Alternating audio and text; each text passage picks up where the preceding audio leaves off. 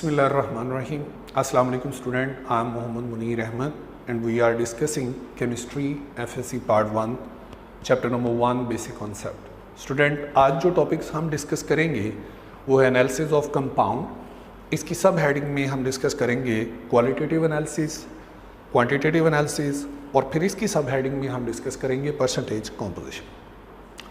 Student, जब हम analysis of compound की बात करते हैं तो हमारे पास दो तरह की हम एनालिसिस करते हैं। एक को हम कहते हैं क्वालिटेटिव एनालिसिस और दूसरे को हम कहते हैं क्वांटिटेटिव एनालिसिस। अब हम वन बाय वन इनको हम डिस्कस करेंगे। सबसे पहले हम बात करते हैं क्वालिटेटिव एनालिसिस की। स्टूडेंट, क्वालिटेटिव एनालिसिस के अंदर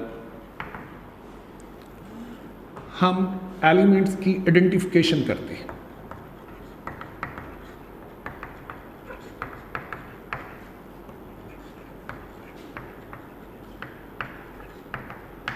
हमारे पास एक सैंपल गिवन होता है कंपाउंड का, उसके अंदर मौजूद एलिमेंट्स को हम आइडेंटिफाई करते हैं। इस आइडेंटिफिकेशन को जो हम करते हैं एक सैंपल कंपाउंड के अंदर, this is called qualitative analysis. Quality mean किसी चीज़ की क्वालिटी से उसको हम आइडेंटिफाई करते हैं। यहाँ भी हम क्वालिटी से मीनिंग लेंगे आइडेंटिफिकेशन ऑफ एलिमेंट। एक सैंपल कंपाउंड हमारे पास होगा, हम उसके अंदर मौजूद तमाम एलिमेंट्स को आइडेंटिफाई करेंगे। फॉर एग्जाम्पल, हमें एक सैंपल प्रोवाइड किया जाता है किसी कंपाउंड का, हम उसके अंदर फाइंड आउट करते हैं कि कौन कौन से एलिमेंट्स हैं। फॉर एग्जाम्पल, इसमें कार्बन है, हाइड्रोजन है, नाइट्रोजन है। इनकी identification, this phenomena is called qualitative analysis. Qualitative analysis की जो बेस्ट वन एग्जांपल जो आप सेकेंड ईयर में प्रैक्टिकल के अंदर भी करते हैं वो है सॉल्ट एनालिसिस। सॉल्ट एनालिसिस के अंदर हम इसकी एग्जांपल को कर सकते हैं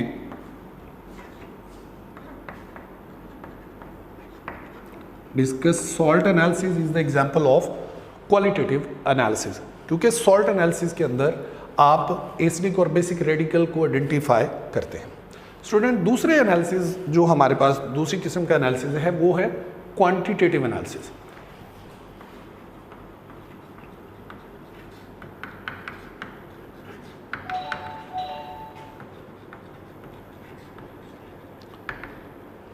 क्वांटिटेटिव एनालिसिस के अंदर हम अमाउंट ऑफ एलिमेंट को फाइंड आउट करते हैं। जो हमारे पास सैंपल कंपाउंड गिवन होगा उसके अंदर मौजूद एलिमेंट्स की अमाउंट्स को जो हम फाइंड आउट करते हैं वो क्वांटिटेटिव एनालिसिस कहलाते हैं। अब क्वांटिटेटिव एनालिसिस के अंदर हमने अमाउंट्स जो फाइंड आउट की हैं इनको फर्दर हम इस्तेमाल करते हैं। हम फर्दर इस्तेमाल करते हैं किसके लिए? परसेंटेज कॉम्पोजिशन के लिए।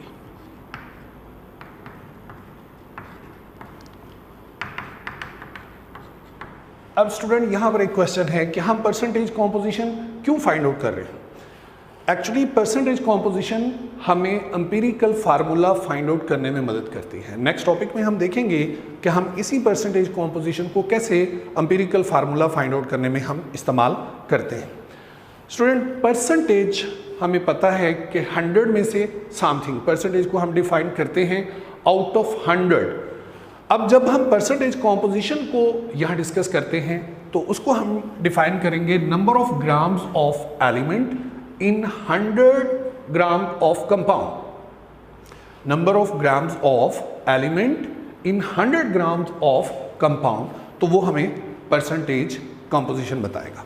परसेंटेज कॉम्पोजिशन को फाइंड आउट करने का जो फार्मूला हम इस्तेमाल करते हैं वो है mass of element in compound divided by mass of compound into 100। Student, ये हमारे पास परसेंटेज फाइंड आउट करने का फार्मूला है। इसकी एप्लीकेशन के तौर पे हम एग्जांपल नंबर 2 आपके पास बुक में सॉल्व की हुई है। मैंने उसको टाइम को सेव करने के लिए मैंने उसका डाटा यहाँ मेंशन कर लिया है। हमारे पास इसमें मास ऑफ कंपाउंड हमें गिवन है 60.28 ग्राम, जबकि मास ऑफ कार्बन गिवन है, मास ऑफ हाइड्रोजन गिवन है, मास ऑफ ऑक्सीजन गिवन है। हम इसी फार्मूले को इस्तेमाल करते हुए हर एक एलिमेंट की परसेंटेज फाइंड आउट कर लेते हैं। Percentage of carbon, mass of carbon over mass of compound into 100, it will give you the answer।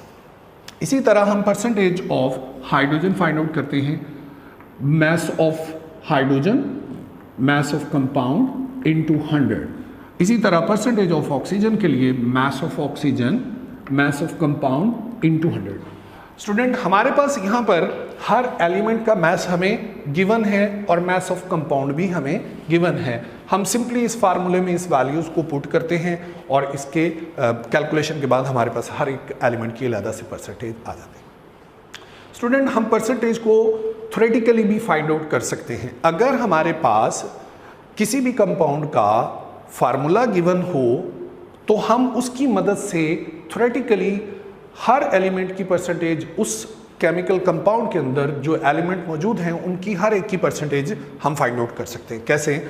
For example, हमारे पास NH3 अमोनिया गिवन है, इसका फार्मूला NH3 हमें गिवन है, तो हमें इसमें परसेंटेज ऑफ नाइट्रोजन को फाइंड आउट करना है। इसके लिए मुझे क्या चाहिए? फार्मूला मैस इसका, या मोलर मैस, इसको फार्मूला मैस ऑफ NH3 हम कैलकुलेट करते हैं। तो इसमें नाइट्रोजन प्लस 3 हाइड्रोजन एटम, तो इसका मैस हमारे पास 14 और प्लस हाइड्रोजन का 1, तो ये टोटल मैस 17 ग्राम्स पर मोल। ये हमारे पास इसका मोलर मैस, ये फार्मूला मैस हम कैलकुलेट करते हैं 17। इसके अंदर अगर हम देखें तो नाइट्रोजन का मैस कितना है? 14। अब मैं इसको जब इसकी परसेंटेज फाइंड आउट करना चाहूँ तो मैं फार्मूला मैस यहाँ से इस्तेमाल करूँगा और नाइट्रोजन का मैस जो 1 मोल कंपाउंड के अंदर मौजूद है वो इस्तेमाल करूँगा। 14/17 × 100।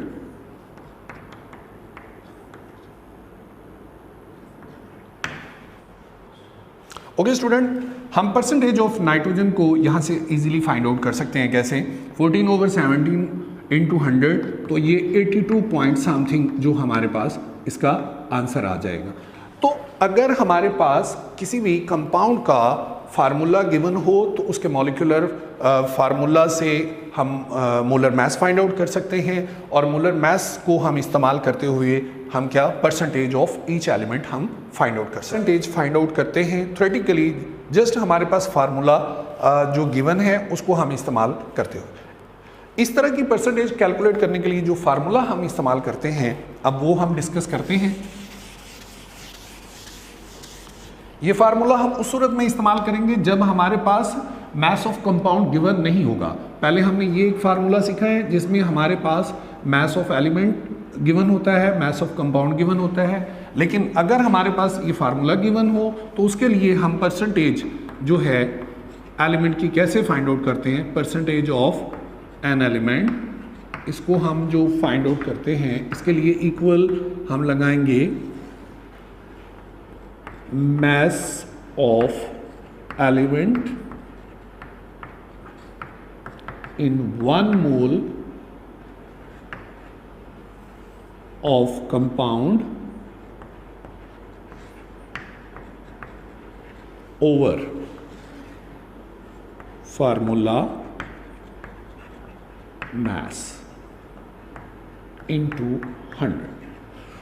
तो स्टूडेंट, इस फार्मूले को आप इस्तेमाल करते हुए इस तरह परसेंटेज थ्योरेटिकली फाइंड आउट कर सकते हैं। यानी आपको सिर्फ फार्मूला गिवन हो तो उससे भी आप एलिमेंट्स की परसेंटेज कैलकुलेट कर सकते हैं।